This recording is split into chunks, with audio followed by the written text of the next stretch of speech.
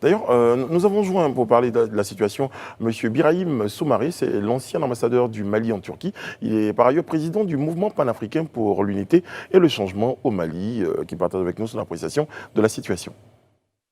Les causes de la crise actuelle au Mali, vous savez, nos pays de la sous-région et particulièrement le Mali vivent dans ce que j'appelle dans la désarticulation permanente.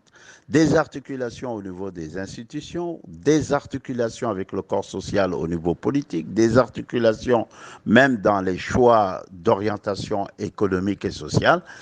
Et nous nous trouvons dans un système où toutes ces structures institutionnelles, politiques, économiques sont greffées sur un corps social qui ne se reconnaît pas. La dynamique du corps social ne se reconnaît pas dans ces institutions ou dans ces structures politiques et autres qui sont le plus souvent issues d'une constitution qui est la pâle copie de la constitution de la Ve République française.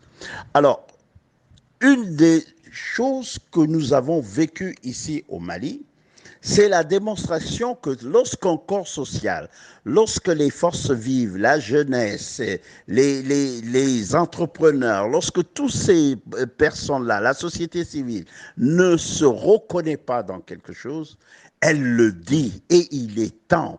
On vit une période dans la sous-région et particulièrement au Mali, dans une période où les gens ont envie de prendre leur destin en main. Ils vont le prendre et souvent ils vont le prendre à l'encontre de ces institutions qui ne sont que des greffes sur une structure sociale.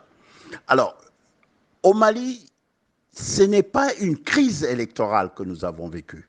Alors, je comprends la médiation de la CEDEAO, mais ce n'est pas une crise électorale. C'est une crise sociétale, c'est une crise politique, institutionnelle. Et il appartenait aux dirigeants, aux responsables institutionnels, politiques, de détecter, de comprendre ce message et d'y apporter des réponses.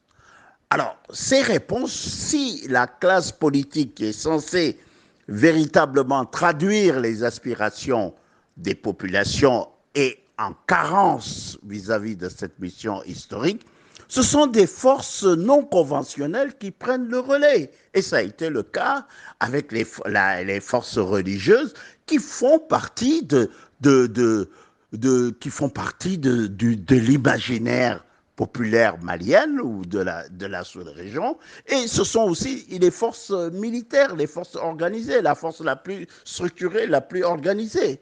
Voilà. Donc, l'irruption de l'armée, c'est une constance dans l'histoire de notre pays. On a eu